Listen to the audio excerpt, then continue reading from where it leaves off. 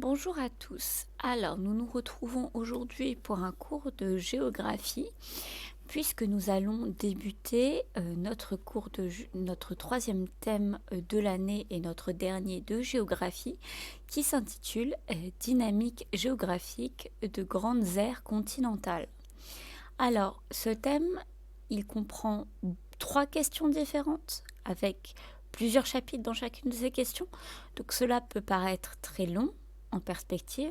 Cependant, c'est relativement court puisqu'il y a beaucoup d'éléments qui vous ont déjà été plus ou moins expliqués lors du thème 2 sur la mondialisation en fonctionnement. Et du coup, on va passer plutôt rapidement sur ces points.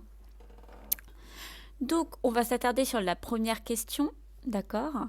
L'Amérique, puissance du Nord et affirmation du Sud. Puis nous aurons deux autres questions ensuite, une sur l'Asie du Sud-Est et une autre sur l'Afrique. Dans cette première question, l'Amérique, puissance du Nord et affirmation du Sud, on va voir que le continent américain, il est duel, puisqu'on va avoir vraiment une Amérique du Nord qui se détache clairement d'une Amérique du Sud, mais que ces deux espaces peuvent être complémentaires et peuvent s'entraider ou aussi être en tension l'un avec l'autre. C'est ce que nous allons voir dans notre premier chapitre. Le chapitre 1, le continent américain, entre tension et intégration régionale. Il faut savoir que notre chapitre 2 sera sur plus spécifiquement les cas du Brésil et des États-Unis, avec des comparaisons, mais également voilà, une mise à distance de ces deux espaces qui sont tout de même différents. Mais pour le moment, on va s'attarder sur l'ensemble du territoire américain. Alors, en introduction, j'ai décidé de vous mettre cette image, qui est une image des révoltes qu'il y a eu à Santiago, au Chili, en octobre 2019, puisqu'on a eu, justement, ce mois d'octobre, énormément de révoltes dans un pays qui semblait plutôt stable, en Amérique latine.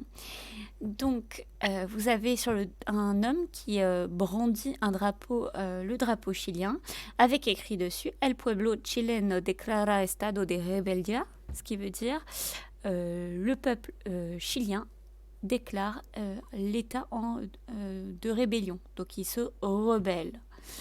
Il se rebelle pour plusieurs choses. Tout d'abord, par le fait que le gouvernement en place, ce gouvernement de Piñera, est un gouvernement néolibéral qui a été élu en 2010 et qui, en fait, affaiblit grandement les couches les plus populaires du Chili par des politiques très dures. Et notamment en octobre 2019, d'accord. Le cas très dur, c'est l'augmentation du prix du ticket de métro qui va toucher potentiellement les couches les plus faibles, les plus fragiles de la société. Il faut savoir que le Chili, c'est un cas très intéressant pour évoquer ces tensions et cette intégration régionale de l'Amérique, puisque déjà c'est un pays qui a subi un coup d'État en 1973, un coup d'État qui a été porté par Pinochet, d'accord, qui a mis ensuite en place une dictature au Chili, Pinochet qui était soutenu par les États-Unis. Donc on voit un peu ici toute la complexité de la géopolitique de l'Amérique du Sud. Il faut savoir aussi que le Chili, c'est une terre où va y avoir énormément d'entreprises et de mines qui vont être la propriété des Américains. C'est le cas par exemple des mines de cuivre qui appartiennent à Anaconda Copper, qui est en fait un groupe minier états-unien qui avait été nationalisé en 1970 par le président Allende. Et après le coup d'État en 1973, il a été privatisé. Donc on voit bien qu'il y a un enjeu aussi de l'appropriation des États-Unis des ressources des pays d'Amérique latine. C'est quelque chose qui va apparaître pas mal dans notre cours. On peut du coup voir justement le questionnement du rôle des États-Unis dans le continent, les révoltes et les tensions qui existent toujours de façon contemporaine, mais qui s'appuient sur des rivalités dans l'histoire également. Donc, il m'a semblé important de définir un petit peu le sujet en introduction.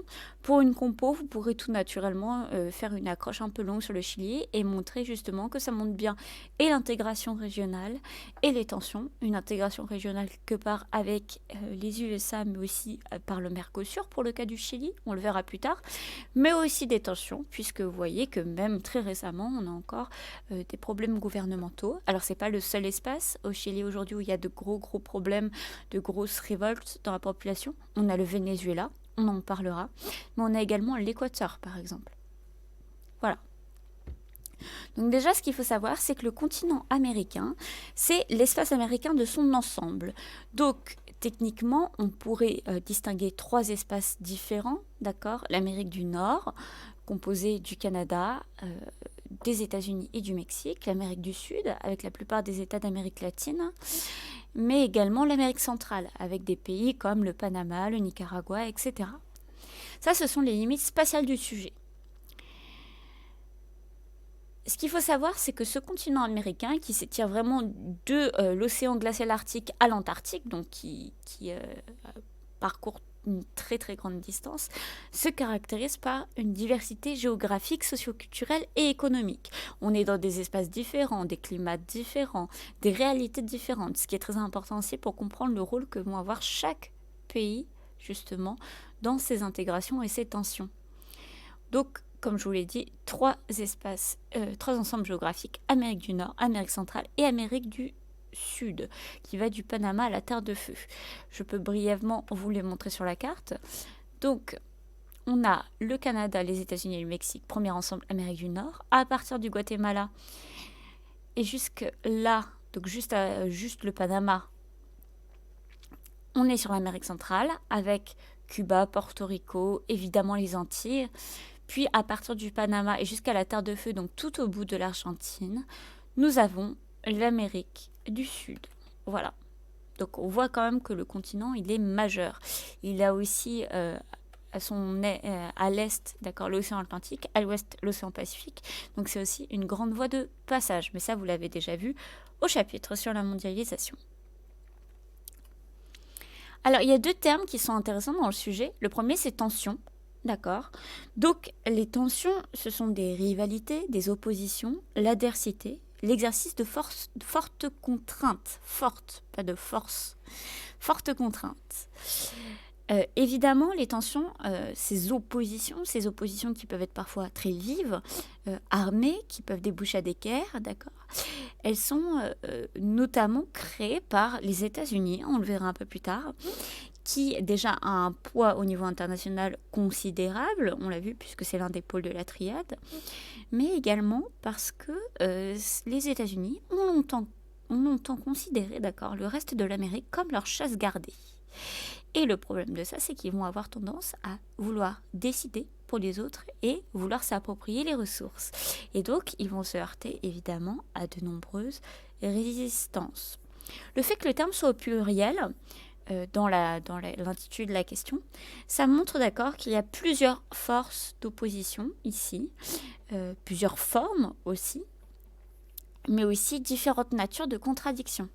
Donc c'est ce qu'on verra, ça peut être des contradictions économiques, ça peut être des contradictions armées, politiques, diplomatiques, etc. Même écologiques, on le verra. D'un autre côté, on a le terme intégration régionale. L'intégration régionale, c'est le processus de mise en relation et d'interdépendance croissante entre des territoires d'une même région sur le plan politique, économique, culturel, etc. Bien évidemment commercial. Bien évidemment, plus l'intégration est forte, plus ces frontières s'effacent, puisqu'on va vouloir faire passer justement et collaborer avec l'État d'à côté. Donc on va le voir, il y a de nombreuses intégrations régionales qui se font, qui sont aussi des moyens de s'allier dans la mondialisation et de renforcer notre puissance dans la mondialisation. Le fait, bien évidemment, que ce terme soit au pluriel, de même manière qu'auparavant, ça montre que les processus, elles sont de différentes natures et qu'il y en a de différentes formes, notamment avec différents territoires qui sont concernés, l'Amérique du Sud, l'Amérique du Nord, les deux, mais aussi différents acteurs, les entreprises, les politiques, même parfois les écologistes. Donc c'est très intéressant. Vous allez voir que cette intégration régionale, elle peut se faire dans la région à plus ou moins grande échelle. On peut avoir des choses très locales, des associations très locales et au contraire des associations pratiquement continentales. Donc on va voir ça en détail. Donc la problématique qu'on se pose maintenant, c'est de savoir dans quelle mesure les initiatives d'intégration régionale sur ce continent reflètent-elles ou résorbent-elles les tensions qui affectent le continent américain, marqué par une grande diversité. D'accord ? Ces intégrations régionales, qu'elles soient acceptées ou refusées, vont faire naître ou vont au contraire calmer des tensions qui existent depuis longtemps à propos de différentes choses. Voilà. Donc je vous arrête là sur l'introduction 2 secondes. Ce cours, on va le faire en 2 parties. Donc on va voir aujourd'hui les 2 plus grandes parties de notre cours ensemble.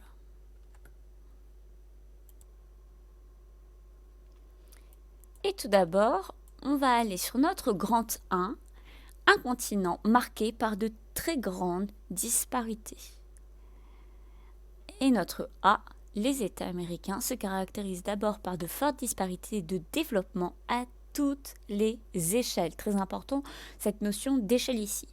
Donc déjà, on va voir dans un premier temps à l'échelle des États, bien évidemment. Donc, vous avez ici une carte de l'IDH, donc vous savez, l'indice de développement humain.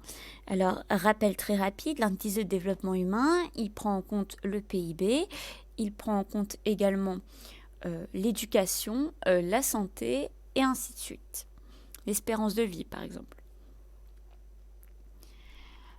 Cet IDH, c'est un ratio qui est compris entre 0 et 1. Plus il est proche de 1, d'accord, plus il est élevé, plus on a de bonnes conditions de vie, on a une bonne espérance de vie, une bonne éducation, etc. Plus il est proche de 0, moins on a tout ça. En l'occurrence, on peut voir sur la carte qu'on a des IDH qui sont très très diversifiés sur le continent américain. Puisqu'on a, vous le voyez, le Canada et les États-Unis qui ont d'énormes PIB, d'accord, plus grands que 0,9. Donc c'est de très très grandes valeurs.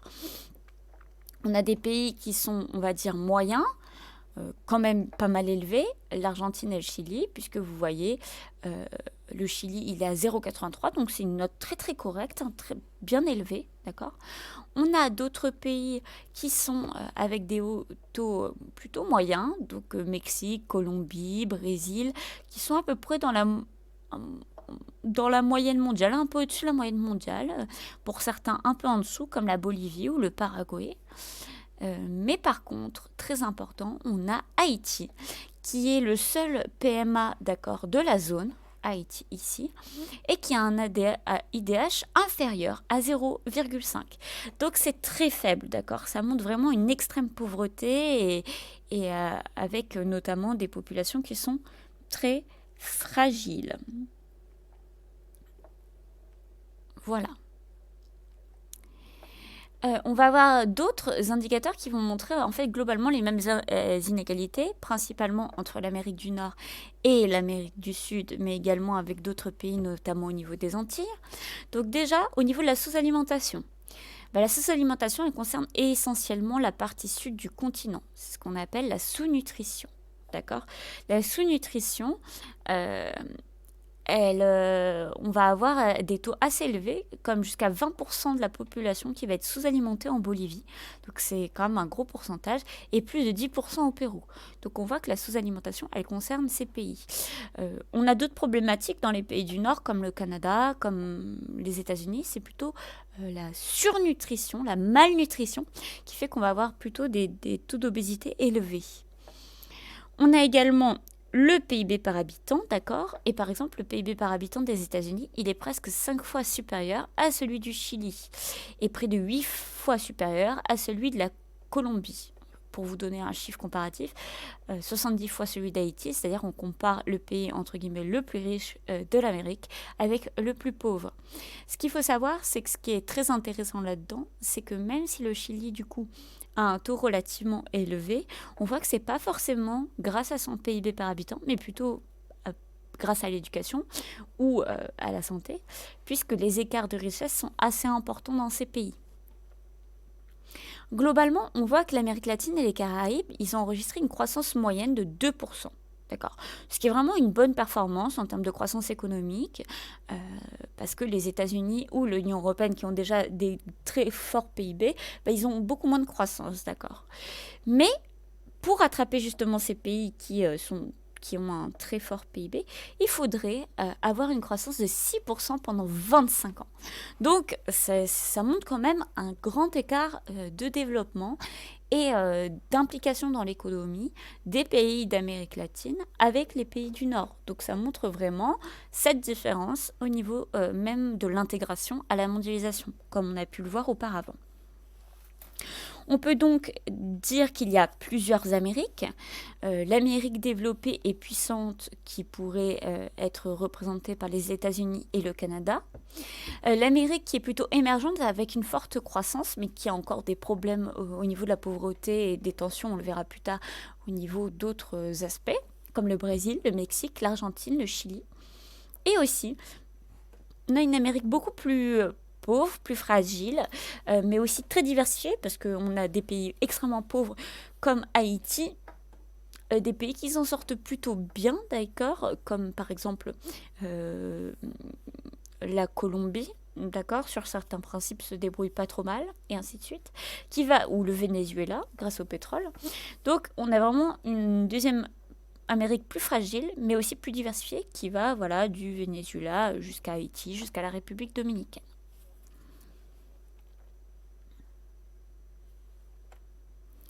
Alors, je vous ai mis ici un petit schéma qui avait été fait par Jacques Muniga, donc je vous conseille très fortement d'aller sur son site si ça vous intéresse, puisqu'il vous explique qu'il y a de nombreux schémas qui sont disponibles et il vous explique un petit peu comment dessiner à main levée les continents, etc.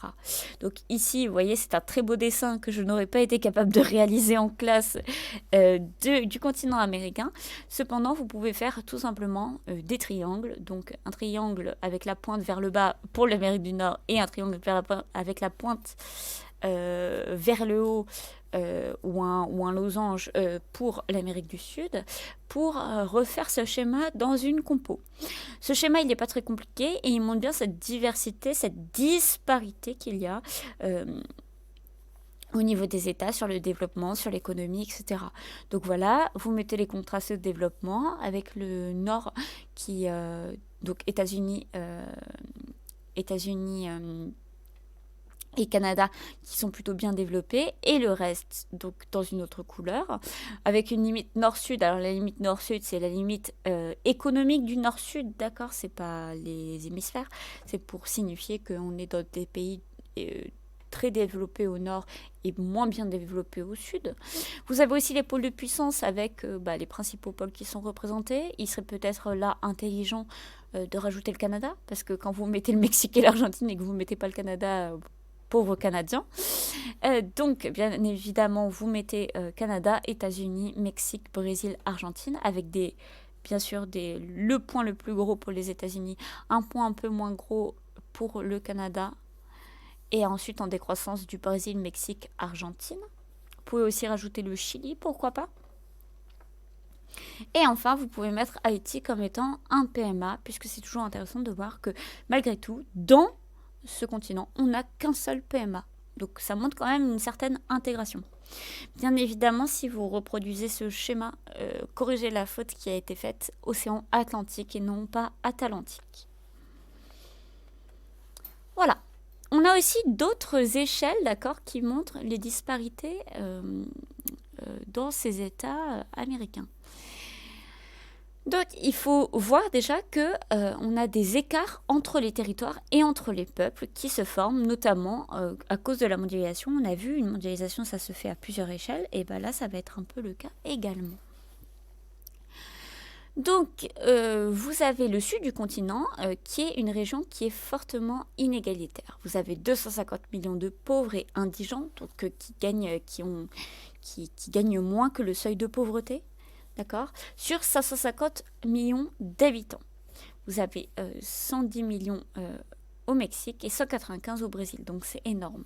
Comment on voit ces inégalités? On le voit grâce à l'indice de Gini. Donc l'indice de Gini, c'est ce que vous voyez sur la carte. L'indice de Gini, qu'est-ce qu'il représente? Il montre les inégalités de revenus. Donc, qu'est-ce que ça veut dire? Ça veut dire quelle est la différence entre les gens qui gagnent le plus et ceux qui gagnent le moins. Est-ce qu'il y a une grande différence entre ces deux pôles? Est-ce qu'il y a vraiment des écarts qui sont flagrants? En l'occurrence, plus ce coefficient est proche de 1, plus vous avez des inégalités flagrantes entre les plus riches et les plus pauvres en termes de revenus, et plus il est près de 0, moins il y a d'inégalités. Donc vous voyez, actuellement, deux pays, oui, un peu plus que deux. On en a 4, même si on a un, c'est pas réellement un pays, mais on a 4 espaces qui vont être vraiment avec très peu d'inégalités salariales. Vous avez le Danemark, vous avez la Bulgarie, pardon, pas la Bulgarie, la Roumanie, pardon, le Groenland, le Japon. Donc voilà, 4 espaces qui vont avoir de très faibles écarts. Par contre, on a de très très forts écarts, même si on n'a pas les plus grands, en Amérique centrale et Amérique du Sud, d'accord? Et le Mexique, on peut rajouter le Mexique. Donc vous voyez, le coefficient il est de 0,52 au Brésil, c'est très élevé. Colombie 0,53. Au Honduras, bien évidemment pas 57 mais 0,57. Aux États-Unis, il est de 0,41. Donc 0,41, ça reste quand même un taux élevé. Il y a très peu de bateaux, à part au Canada, d'accord, ici. Et pour vous donner une comparaison, la Finlande, on est à 0,27 et en France à 0,33. Donc on est vraiment sur une inégalité de revenus qui peut donc se voir, même si le pays est riche, on va avoir vraiment une différence entre les plus riches et les plus pauvres dans ces pays. On va avoir aussi de nombreuses fractures spatiales qui peuvent se voir à l'échelle des villes, mais aussi à l'échelle des régions, d'accord?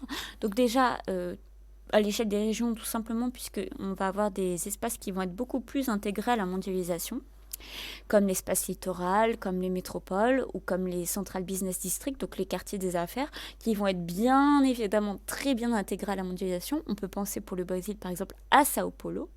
Mais si je vous prends cet exemple, c'est également puisqu'on va avoir des périphéries qui sont délaissées, notamment l'intérieur des continents.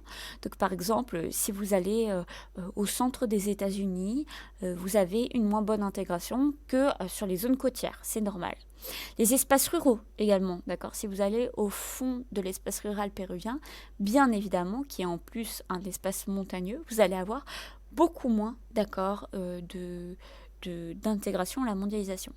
Mais on va avoir aussi des périphéries urbaines, donc dans le cadre des métropoles, qui vont être vraiment peu intégrées à la mondialisation.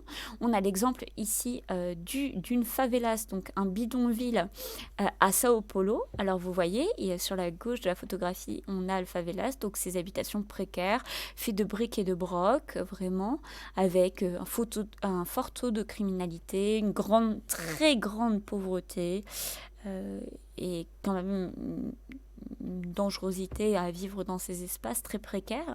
Et à côté de ça, vous avez des immeubles de luxe avec des appartements très luxueux, vous voyez, avec une piscine privée pour chaque balcon, avec une piscine pour le reste, des cours de tennis. Donc on est vraiment là sur une image qui est très connue, une photographie très connue, mais qui montre bien cet écart, d'accord, cette fracture spatiale qu'il peut exister.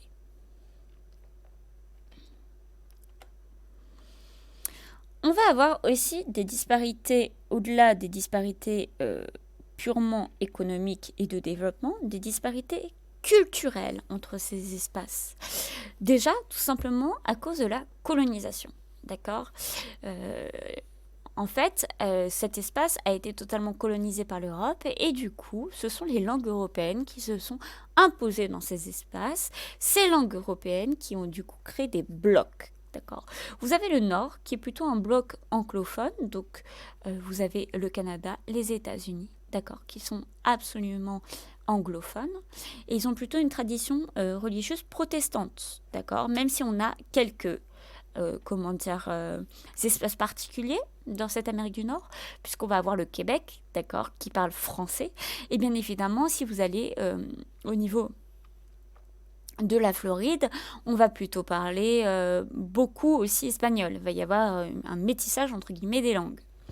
On a d'un autre côté l'Amérique centrale, le Mexique et l'Amérique du Sud, qui va utiliser principalement l'espagnol et qui va être plutôt de tradition catholique. D'accord ? Alors, bien évidemment, dans ces espaces, nous avons des exceptions. Nous avons le Brésil, très très grande exception puisque le Brésil est lusophone, donc ça veut dire qu'il parle portugais. Vous avez ici Haïti et la Guyane qui parlent bien évidemment français. Puis vous avez deux espaces, Guyana et Suriname, qui vont parler néerlandais et anglais, d'accord, puisque ce sont des anciennes colonisations, d'anciennes colonies, pardon.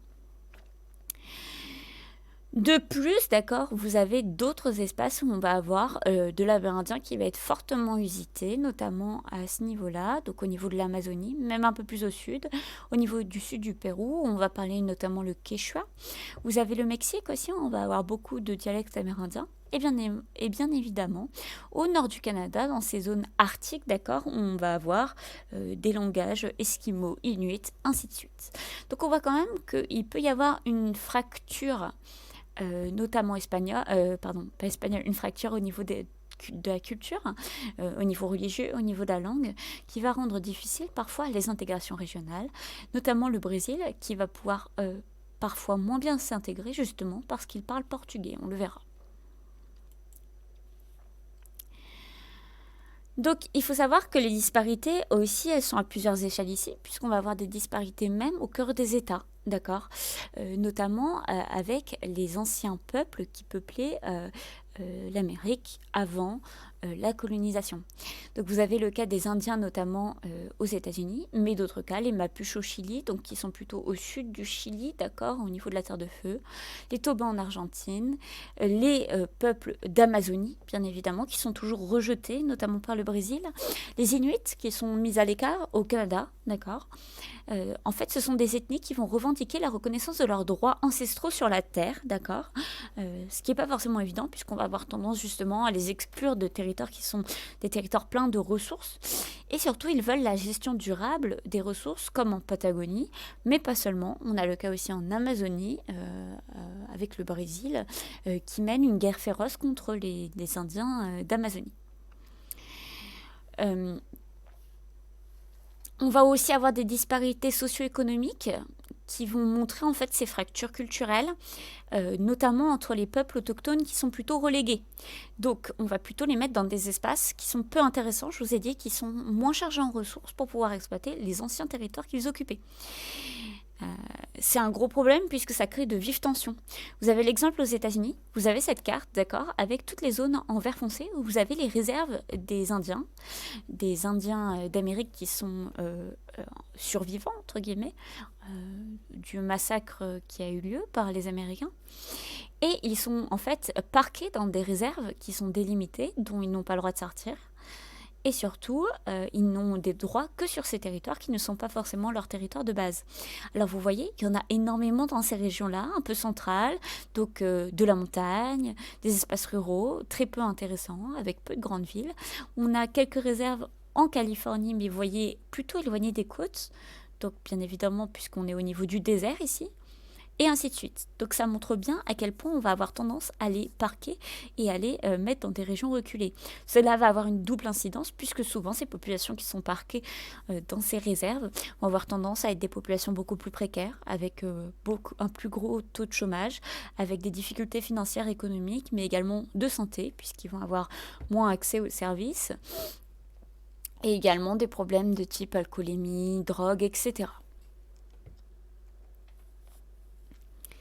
Très bien. Et donc maintenant, on va voir dans un grand 2 que ces disparités, qu'on a résumées en quelques lignes, d'accord, parce que vous voyez qu'on a des disparités et économiques et de développement et culturel par plein de biais, elles vont être à l'origine de nombreuses tensions.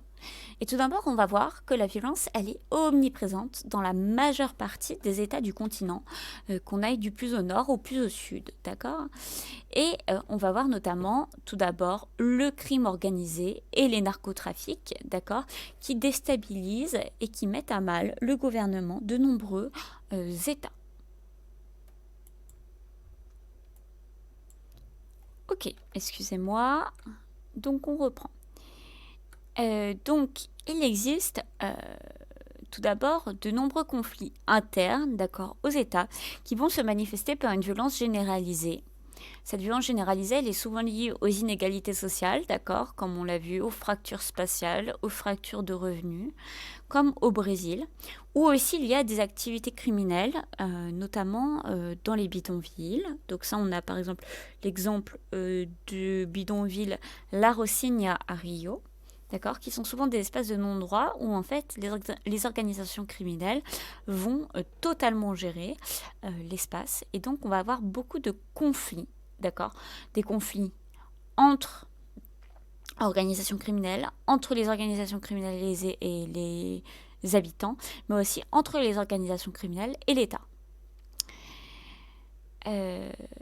Par exemple, vous avez 300 000 morts dans la guerre de la drogue au Mexique depuis 2006. Alors cette guerre de la drogue, c'est une guerre de cartel, donc vous avez sûrement déjà dû en entendre parler vu qu'on a beaucoup de séries qui sortent sur ces thématiques comme Narcos par exemple, avec, vous le voyez sur la carte, énormément de cartels, donc là vous en avez plusieurs, le cartel de Tijuana, le cartel du Golfe, le cartel de Juarez, la fédération qui est une alliance entre plusieurs cartels, etc., qui vont contrôler des zones où ils vont faire cultiver de la drogue, voilà, la produire, etc., pour ensuite, la faire passer, l'exporter vers d'autres espaces qui sont des espaces de consommation, comme les États-Unis, mais également on peut penser à l'Europe. Voilà. Donc, en fait, cette guerre de cartel fait énormément de morts, crée une instabilité dans le régime au Mexique qui vit de nombreuses tensions et qui n'arrive pas à régler ce problème, qui cause des morts et qui cause aussi une non-confiance en l'État mexicain qui, du coup, a plus de mal à s'intégrer dans des intégrations régionales, mais aussi mondiales. Donc, vous avez ce problème de violence et de narcotrafic, qui est un problème qui n'est pas uniquement un problème mexicain, comme vous le voyez sur cette carte, puisque toutes les zones que vous voyez en vert foncé sont des zones de culture de drogue. Donc vous avez au Pérou avec la feuille de coca, la Colombie qui est très très célèbre pour également ses trafics, la Bolivie, etc., où on va cultiver de la drogue, blanchir l'argent qu'on va récupérer grâce à la drogue, et bien évidemment exporter vers différents espaces. Vous voyez au niveau du Pérou vers l'Asie, vous voyez au niveau de la Bolivie qu'on va exporter plutôt vers l'Europe, et le Mexique plutôt vers les États-Unis. Donc vous voyez qu'on a différents espaces, différents lieux de production, etc. Ce qui crée en fait cet espace, un espace vraiment majeur dans la lutte contre le narcotrafic. Et ces narcotrafiquants sont souvent très puissants et arrivent vraiment à déstabiliser les pays. On a aussi une violence pas uniquement liée au crime organisé, d'accord, donc on vous a montré les cartels, mais également une violence qui va être politique et qui va être très forte.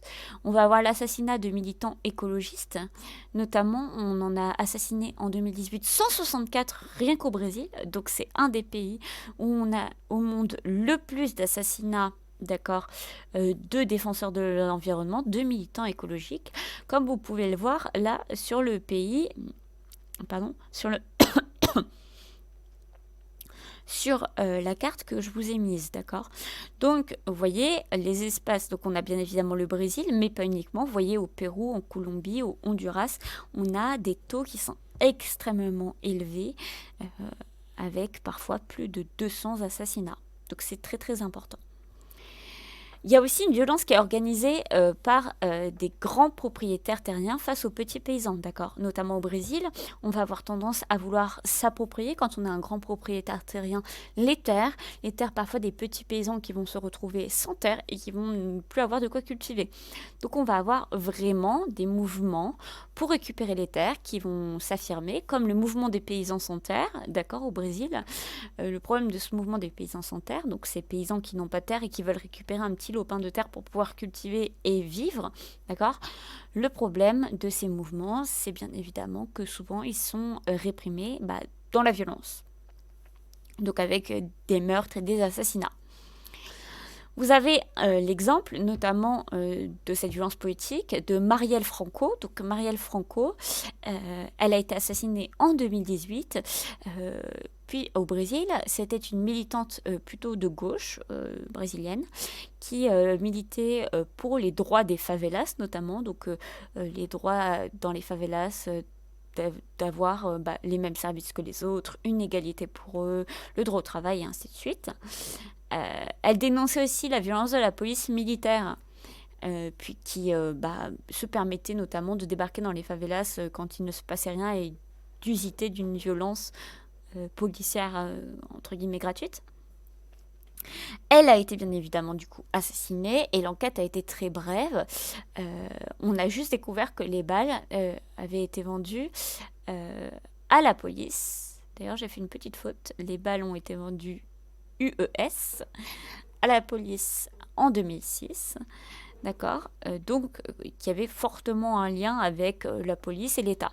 Cependant, on a quand même abrégé l'enquête et notamment le président de l'extrême droite du Brésil, Bolsonaro, d'accord, a tout fait pour bloquer l'enquête, donc pour empêcher cette enquête d'arriver à son terme.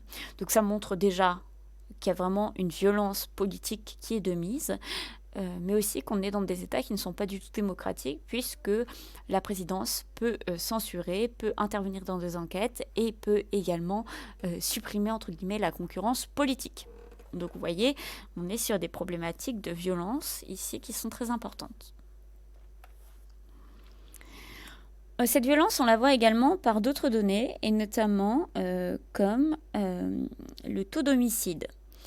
Le taux d'homicide, on le compte normalement pour 100 000 habitants.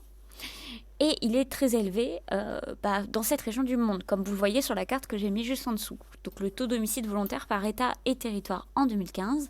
Donc si vous avez plus de 30 homicides volontaires pour 100 000 habitants, c'est que vous êtes dans des zones avec vraiment beaucoup de problèmes. Donc c'est le cas notamment pour le Venezuela, pour pas mal d'îles dans les Antilles, mais également le Salvador, le Honduras et ainsi de suite. Donc des zones très noires, avec un seul pays ailleurs qui a de telles violences, c'est en Afrique du Sud.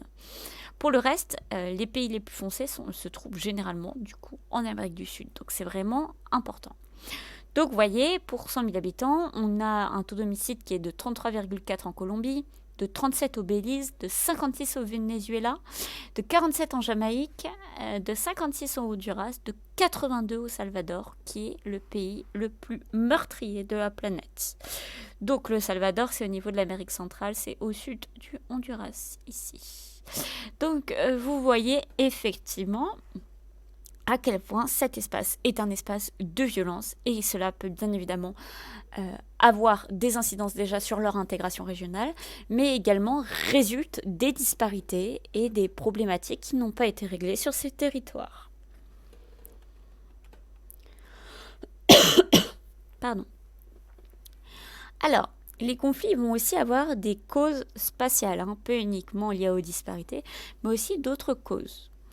Déjà, le fait qu'on ait une fracture spatiale, d'accord, comme on l'a vu, notamment avec les favelas à Sao Paulo, d'accord, une fracture entre espaces urbains et espaces ruraux, d'accord, qui sont aussi globalement source de tension, plutôt vers l'Amérique du Sud.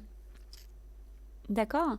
En fait, ces espaces qui sont ruraux, ils sont souvent très enclavés, très très peu intégrés à la mondialisation comme d'autres, mais ils sont effectivement en retard économique, ce qui va avoir tendance justement à amplifier le coefficient de Gini et de mettre des inégalités de plus en plus grandes entre les plus riches et les plus pauvres.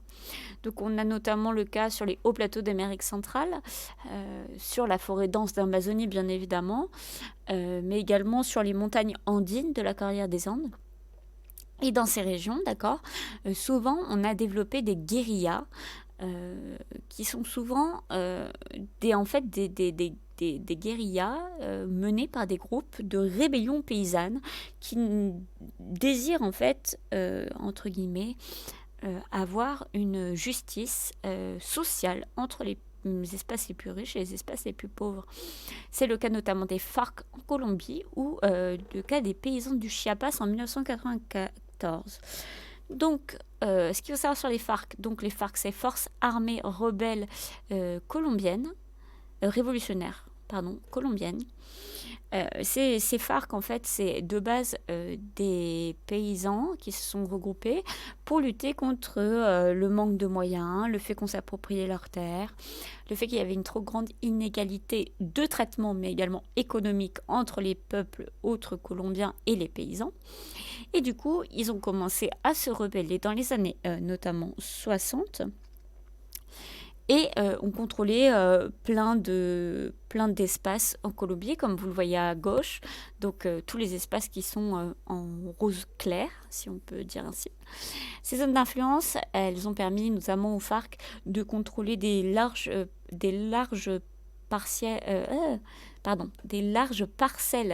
de jungle, puisqu'on est au niveau de l'Amazonie, vers le sud de la Colombie, mais également de développer des trafics alternatifs du type trafic de drogue. Souvent, il y avait des prises d'otages de membres assez haut placés en Colombie, ce qui crée de vives tensions. Il faut savoir que les FARC, ils ont fait un cessez-le-feu en 2016, la paix entre guillemets en 2016 avec le gouvernement colombien, mais ils sont toujours présents et ont toujours, même s'ils arrêtent entre guillemets le combat armé, des revendications à faire savoir. De l'autre côté, on a les paysans du Chiapas. Donc les paysans du Chiapas, c'est des paysans qui se trouvaient dans cette région en rouge au sud du Mexique, qui était une région relativement riche, puisqu'elle produisait 21% du pétrole national, 47% du gaz et 55% de l'énergie électrique. Ils étaient aussi le premier producteur de café et de maïs du pays. Le problème, d'accord, c'est que dans cet espace vivaient énormément d'Indiens, à peu près plus d'un million de personnes, ce qui était un tiers de la population de cette région du Chiapas. Et ces Indiens, ils avaient aucun moyen, ils vivaient dans une extrême pauvreté, à plus de 60% dans la misère et sous le seuil de pauvreté, parce qu'on leur enlevait leurs terres, justement, et notamment les terres qui étaient riches en ressources. Ils avaient, donc en moyenne, on jugeait que les Indiens ils avaient en moyenne 3 hectares de territoire, dont moins de la moitié était labourable. Donc pratiquement rien ne pouvait être cultivé sur ces zones. Donc, en fait, le reste appartenait aux grandes exploitations. Et donc, ils ont commencé en 1994 notamment à se rebeller, à se constituer en un groupe de rébellion qui a été, entre guillemets, à la tête d'une guérilla contre le pouvoir, guérilla qui s'est terminée, mais qui reste tout de même relativement fragile. D'accord ? L'équilibre politique reste relativement fragile.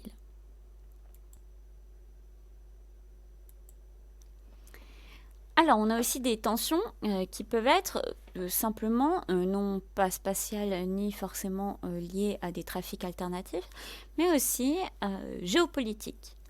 D'accord ? On a tout d'abord des rivalités régionales qui se créent pour plusieurs raisons. Notamment, on va avoir une grande rivalité entre l'Argentine et le Brésil, d'accord, puisqu'ils sont deux pays émergents qui sont assez bien implantés dans le monde et qui vont exporter relativement la même chose, des produits agricoles. Alors pour le Brésil, un peu plus de produits type hydrocarbures, mais on a quand même globalement les mêmes types d'accord, d'exportation, ce qui va créer vraiment une rivalité, et notamment une rivalité pour l'exercice du leadership sur le continent, puisque en Amérique du Sud, ce sont les deux grosses puissances. Techniquement, le Brésil est plus grand et plus fort. Il a fait partie des BRICS, donc des pays très émergés, entre guillemets. Mais ils ont une grande difficulté pour s'implanter et avoir le leadership sur le continent, c'est qu'ils sont lusophones. Ils parlent portugais. Et la véritable force de l'Argentine à côté, c'est qu'eux, ils parlent espagnol, ce qui facilite grandement le commerce, mais aussi les IDE, etc., dans cette région du monde. Donc on a une vive rivalité qui se crée entre les deux pays. Donc ça, c'est à l'échelle, on va dire, du continent. Euh, on va aussi avoir des conflits qui sont des conflits régionaux et qui ont laissé notamment des traces entre les États, et notamment beaucoup de conflits entre des États latino-américains. Donc vous avez l'exemple de la guerre du Pacifique, donc ça date un peu, puisque ça date de 1879 à 1883. Cette guerre du Pacifique, elle opposait le Pérou et la Bolivie contre le Chili, d'accord, puisqu'ils se disputaient deux régions, la région Arica, d'accord, qui appartenait au Pérou, et la région Tarapacá, qui appartenait à la Bolivie. Euh, non, pardon, au Pérou et à la Bolivie, excusez-moi, l'inverse. Euh, il s'avère que le Chili, à l'issue de cette guerre, donc, a récupéré ses territoires. Et le problème, c'est que du coup, la Bolivie n'a plus du tout d'accès à la mer suite à ça. Donc, le problème, c'est qu'aujourd'hui, la Bolivie va toujours lutter, d'accord, pour avoir cet accès à la mer. Donc, pourquoi ces territoires étaient disputés? Tout d'abord, il faut que je vous explique, c'est qu'il y avait énormément de ressources dessus, notamment du salpêtre. Donc à l'époque, le salpêtre, c'est ce qui servait à faire la poudre pour les armes, pour les explosifs, et mais aussi du nitrate, d'accord. Euh, et donc, pour le Bolivie, l'enjeu, c'était bien évidemment de garder son accès à la mer, qu'il n'a plus maintenant. Donc, on va avoir aujourd'hui beaucoup de revendications de la Bolivie, avec notamment un plan qui est un plan qu'ils essaient de défendre un petit peu euh, auprès de la communauté internationale pour avoir tout de même un accès à la mer, ce qui n'est pas du tout le cas aujourd'hui. On a une autre guerre, la guerre du Chaco, qui est entre 1932 et 1935, entre la Bolivie toujours et le Paraguay. D'accord. Donc il y a eu quand même 100 000 morts, donc c'est considérable. C'est une des guerres les plus meurtrières de tous les temps, puisqu'il y a un quart des combattants engagés qui sont morts. Donc ça reste un très très gros ratio de morts, d'accord, pour une guerre qui a duré aussi peu de temps. Euh, Pourquoi est-ce qu'elle a fait autant de morts? Parce que cette guerre, elle a servi notamment à l'expérimentation à cette époque de nouvelles armes de guerre, un petit peu comme le modèle de la guerre espagnole de 1936-1939, où Hitler a testé notamment l'aviation, la nouvelle aviation allemande. Bah là, pareil, on va tester les nouvelles armes qui ont été créées lors de cette guerre. Pourquoi? Tout simplement parce qu'ils voulaient contrôler les deux pays voulaient contrôler le fleuve Paraguay, d'accord, pour pouvoir exporter des ressources. Au final, cette guerre sera remportée par le Paraguay, qui va posséder le Grand Chaco, comme vous pouvez le voir sur la carte qui montre la disposition du Paraguay actuel. Une des majeures tensions géopolitiques qu'on a dans la région, mis à part ces petites rivalités régionales pour des ressources, pour des accès à la mer, etc., c'est vraiment les États-Unis qui veulent absolument contrôler le continent. Il faut savoir que depuis la mise en place de la doctrine Monroe en 1823, on en a déjà parlé, l'Amérique, il lance la politique de l'Amérique aux Américains. C'est leur chasse gardée. Ils veulent contrôler ce qui se passe absolument en Amérique. Du coup, l'Amérique centrale, les Caraïbes, mais aussi l'Amérique du Sud un petit peu, deviennent la chasse gardée des États-Unis, avec des moments où ils vont avoir des interventions militaires directes, comme par exemple en 1903, où ils veulent garder le contrôle de la politique du Panama à un moment où on est en train de créer le canal du Panama, donc qui pourrait faire un accès direct entre entre l'océan Atlantique et l'océan Pacifique. Donc c'est très important pour les États-Unis de le garder. Donc je vous ai mis cette carte que je trouve très intéressante, d'accord, de l'oncle Sam, vous vous souvenez, cette figure qui représente les États-Unis, un pied sur l'Amérique du Nord, donc l'Alaska, l'espace le plus lointain qu'il possède, avec un autre pied sur l'Argentine, ce qui montre leur désir de posséder l'entièreté de l'Amérique, et avec bien évidemment une batte à la main, où il y a marqué la doctrine Monroe, donc évidemment la doctrine qu'ils ont mis en place pour avoir le contrôle de l'entièreté de ce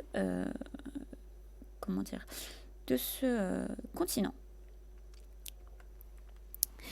Les tensions elles sont très fortes, notamment durant la guerre froide, puisque le le principal point des États-Unis, c'est de garantir qu'il n'y ait pas d'établissement de régime communiste en Amérique. C'est vraiment un de leurs obsessions. Ils ne veulent aucun établissement de régime communiste dans cette région du monde. Vous l'aurez bien compris, ça a échoué, bien évidemment.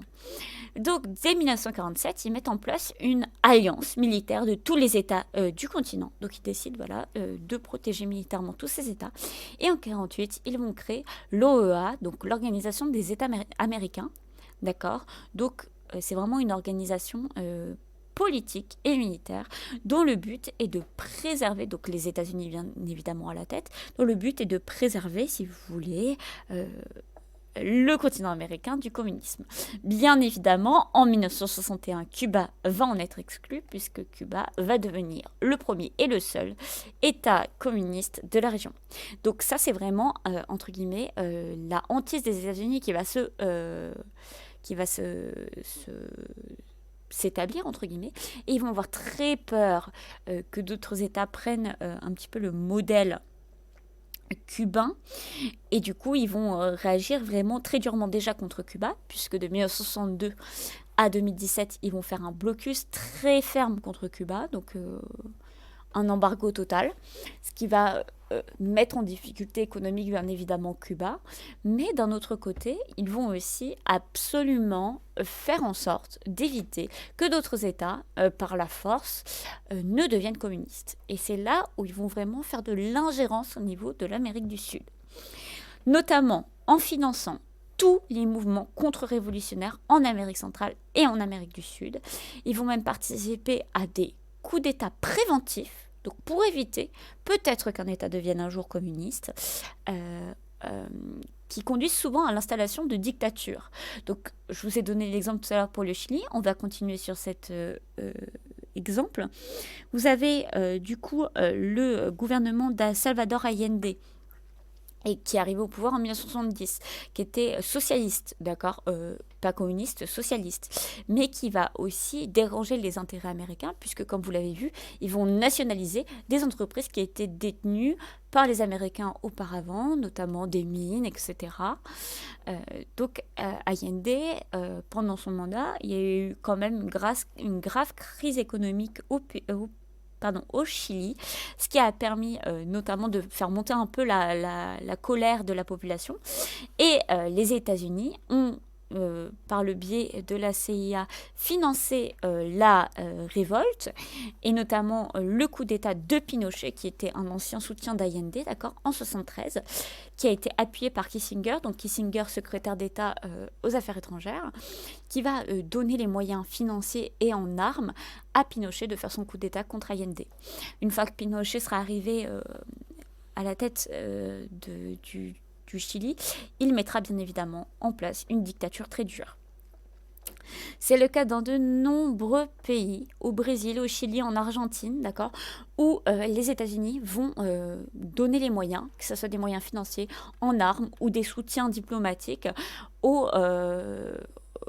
coups d'État militaires qui sont faits dans ces espaces pour que les espaces deviennent des dictatures et restent très très liés aux intérêts américains. D'accord. Donc dès que leur intérêt est menacé, hop, ils arrivent, ils débarquent et même parfois ils vont intervenir eux-mêmes, comme au Nicaragua, contre les sandinistes. Voilà. Les sandinistes, plutôt un mouvement pareil de gauche qui était en rébellion contre l'État. Donc je vous ai mis une carte, on ne va pas s'attarder trop longtemps là-dessus, mais vous voyez déjà, tous les pays où il y a un éclair, c'est des pays qui ont subi un ou plusieurs coups d'État depuis 1900. Donc dès que, si vous voulez, bien après la mise en place de la doctrine Monroe. Donc des coups d'État qui sont bien évidemment très très très très très souvent appuyés par les États-Unis. Vous avez aussi tous les espaces qui sont soit mis en place par une junte militaire, donc une dictature mise en place par un militaire, ou dictature en bleu, ce qui montre que l'entièreté de l'espace d'Amérique du Sud, mais également d'Amérique centrale, a subi un régime dictatorial, la mise en place d'un régime dictatorial, d'un régime militaire, où les États-Unis ont pris part de près ou de loin à la mise en place. Donc vous voyez à quel point c'est aussi un facteur de tension, puisque ces gouvernements ces populations qui sont censées choisir entre guillemets pour elles-mêmes, ne vont pas du tout choisir pour elles-mêmes, puisque c'est les États-Unis qui vont choisir pour elles, tout simplement. Alors, il faut savoir que la domination des États-Unis, bien évidemment, elle est également économique sur ces espaces, et par de nombreux biais. Tout d'abord, le rôle des FTN, donc des firmes transnationales. Vous avez notamment la firme transnationale Chiquita, qui est une firme américaine, qui est un des plus grands producteurs de bananes au monde, d'accord ? Des bananes qu'ils cultivent bien évidemment en Amérique centrale et en Amérique du Sud. Et elles emploient plus de 14 000 personnes en Amérique centrale. Ce qu'il faut savoir, le problème de ces FTN, c'est que ce sont des FTN américaines, donc la plupart des profits reviennent aux Américains. Et au final, les populations locales sont payées, sont très peu payées en fait. Elles sont payées, mais très peu. On a aussi le cas de Monsanto, d'accord, qui va imposer les OGM en Argentine ou au Paraguay. Par des biais géopolitiques de pression, ce qui va créer, d'accord, notamment des dépendances en fait de ces espaces envers cette entreprise américaine. On a aussi pareil Cargill qui est le numéro 1 mondial du soja qui exploite énormément de fermes au Brésil et en Argentine. Donc je vous rappelle que c'est aussi un de leurs premiers produits d'exportation. Donc c'est quand même important puisqu'au final, pareil, l'argent va revenir principalement à la firme américaine et donc par extension aux États-Unis. Et notamment, Cargill a construit un terminal portuaire pour exporter ce soja vers le reste du monde. Et ce terminal portuaire, il est en pleine forêt amazonienne, ce qui crée bien évidemment un désastre écologique par le même biais. On a aussi la mise en place de fonds vautours. Donc ces fonds vautours, c'est une expression, c'est tout simplement des fonds d'investissement qui vont acheter des créances douteuses de pays latino-américains. Donc en gros, ils vont racheter un petit peu de la dette des pays américains, notamment des dettes qui sont pas très très claires si vous voulez. Et ensuite, ils vont s'inviter aux négociations sur les restructurations de la dette. Donc en gros, de temps en temps, quand un pays est en dette, on va essayer de mettre en place de nouvelles politiques pour réduire la dette, pour peut-être la rembourser de manière différente, pour échelonner les paiements, etc. Et eux, en fait, ils s'invitent à ces restructurations et ils les refusent. Ils refusent le plan, puisqu'ils ont racheté une grosse partie de la dette, donc ils ont leur mot à dire. Ils refusent les plans. Ils mettent les pays un petit peu dans la détresse et donc ils leur doivent ensuite de l'argent. Vous avez l'exemple d'Elliott Management, dont le fondateur fait partie, par exemple, des 400 États-Uniens les plus riches. Notamment, il compte parmi ses actionnaires des caisses de retraite des États-Unis, puisque vous savez que la retraite aux États-Unis, ça se fait par capitalisation. Donc, c'est des gens qui vont cotiser dans des caisses de retraite privées pour pouvoir avoir une retraite. Et du coup, ces caisses de retraite qui ont engrangé du coup beaucoup d'argent, elles vont investir dans Elliott Management, qui va, elle, racheter des dettes et qui va vouloir se faire rembourser. Vous avez l'exemple en 1996, puisque le fonds va racheter 20 millions de dollars de dettes péruviennes, d'accord. Ensuite, lorsque la restructuration est proposée, ils la refusent et ils vont récupérer 58 millions de dollars en justice quelques années plus tard, puisque après ça se règle en justice. De même, en 2001, ils achètent des bons du Trésor argentin. Donc, les bons du Trésor argentin, c'est de la dette. Le pays, à cette époque, est au bord de la banqueroute, puisqu'ils ont payé 200 millions de dollars pour 600 millions de bons. Donc, c'est vraiment des bons qui sont dérisoires, d'accord. Ils payent pratiquement rien, cette dette. Et ensuite, bien évidemment, toujours, ils refusent la restructuration. Ils font pression sur l'Argentine pour qu'elle rembourse. Bien évidemment, l'Argentine ne peut pas rembourser puisqu'ils sont en banqueroute. Ils font donc ensuite un procès. Et en 2016, l'Argentine, elle est obligée de verser 2,4 milliards de dollars à Elliott Management, ce qui est 12 fois ce qu'ils ont investi à la base. Donc, c'est des procédés pour s'enrichir qui sont des procédés questionnables, mais de toute manière, ce sont aussi des procédés économiques qui sont possibles. Et le problème, justement, de cette domination économique et un petit peu de la en se servant un peu de la détresse de ces pays latino-américains, va créer énormément de tensions, bien évidemment, entre ces pays et les États-Unis, vous pouvez le comprendre. Globalement, en fait, la place des États-Unis, elle va diviser le continent. D'accord. Il y a certains qui vont être plutôt dans l'acceptation des États-Unis et dans la coopération, et d'autres qui vont être vraiment dans l'opposition, dans les tensions, etc.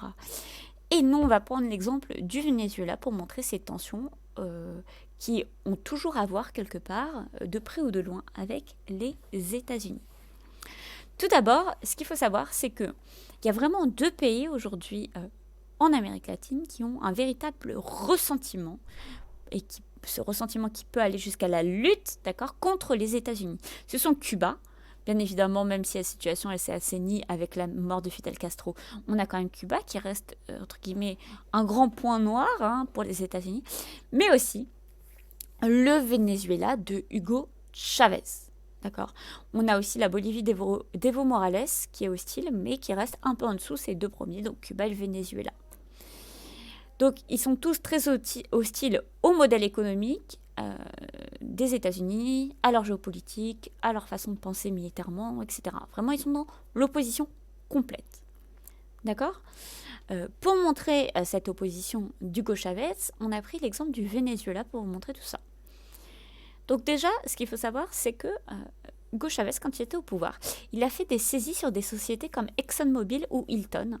C'est-à-dire qu'il a réquisitionné leurs antennes au Venezuela et il les a nationalisées. Donc bien évidemment, ça a mis vraiment en colère les États-Unis, puisque du coup, l'argent qui était entre guillemets créé, qui était produit par ces chaînes, qui était récupéré par ces chaînes, ne leur revenait pas, mais revenait bien évidemment au Venezuela. Donc ça avait tendance à aller totalement contre leurs intérêts. En 2002,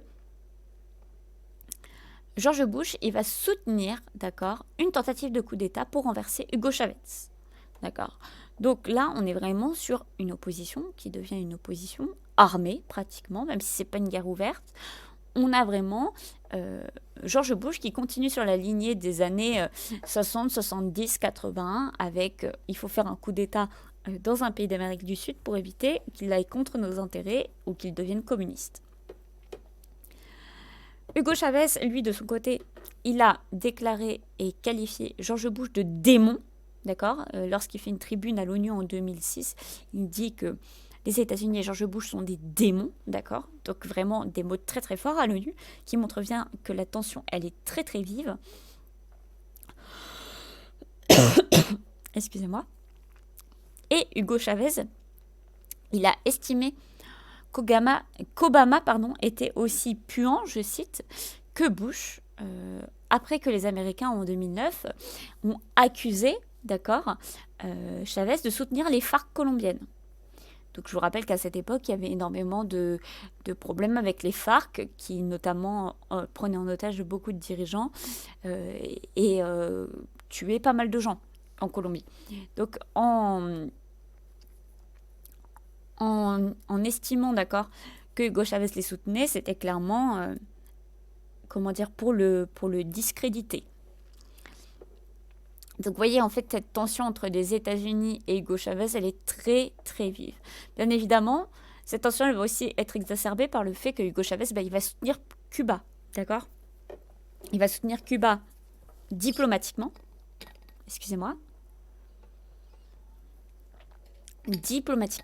mais également économiquement. Je vous rappelle que Cuba est à cette époque toujours sous embargo américain, et donc il y a 60% de l'énergie de son énergie qui provient du pétrole vénézuélien, donc qui crée de l'énergie grâce au pétrole vénézuélien. Donc on a vraiment une attitude d'alliance économique contre les États-Unis ici. Donc, vous avez une superbe photo d'Hugo Chavez dans son habit militaire lors d'un défilé. En 2013, le 6 mars 2013, d'accord, Hugo Chavez meurt. Et ça a ravivé de vives tensions, d'accord, au Venezuela. Le vice-président que vous voyez sur la photo à gauche, Nicolás Maduro, lui, il accuse les États-Unis d'être à l'origine de la mort de Chavez, ce qui est plutôt une théorie du complot, d'accord. Pour le coup, ils n'ont vraiment rien à voir avec la mort d'Hugo Chavez, en tout cas. Les républicains américains, eux, se vengent en traitant, d'accord, Nicolás Maduro de tyran ou de dictateur contre le peuple vénézuélien. Donc là, on a vraiment, entre guillemets, une situation diplomatique très très vive, en grande tension. D'accord. Et en 2009, ça va vraiment prendre son paroxysme, puisqu'on a une grande crise au Venezuela, d'accord, avec beaucoup de révoltes populaires. Ce qu'il faut savoir, c'est que cette crise, elle naît tout d'abord de l'économie, puisque la compagnie nationale pétrolière, elle est inefficace. On a la production de pétrole qui est divisée par 3 depuis 2002, alors qu'elle représente 90% des exportations du Chili.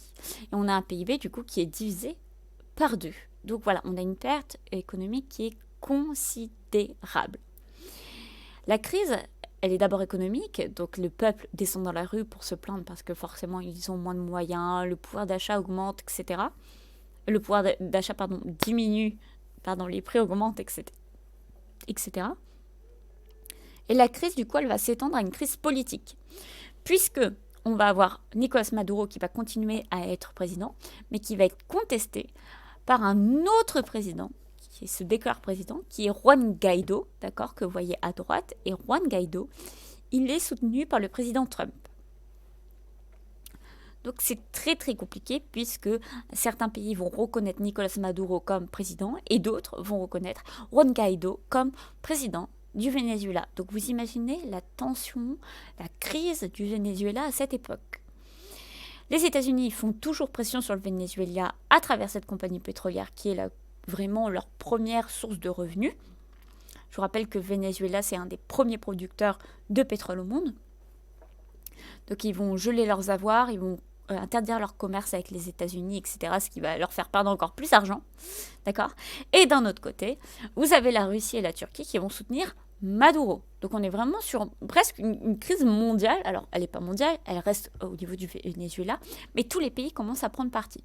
Donc ça résulte vraiment de ces tensions très très très très vives en fait au Venezuela. D'accord ? Il existe des pays en Amérique qui vont aussi être hostiles à Maduro et qui vont être plutôt du côté des États-Unis, notamment du côté de Guaidó. Notamment, vous avez 11 pays du continent qui vont soutenir ouvertement Juan Guaidó, notamment des pays qui sont plutôt proches des États-Unis, par le commerce, par plein de choses. Donc le Chili, vous vous souvenez, avec le gouvernement néolibéral de Piñera qui est très proche des États-Unis, bien évidemment. Le Panama, le Costa Rica, mais aussi le Brésil avec Bolsonaro. Donc vous voyez qu'on est vraiment dans une crise qui réveille beaucoup de tensions avec des pays régionaux et continentaux qui vont prendre parti et ça va énormément faire de tensions. Voilà. Donc on va s'arrêter là pour le cours aujourd'hui. On prendra la 3e partie la prochaine fois. Je vous attends. Si vous avez des questions, n'hésitez vraiment pas.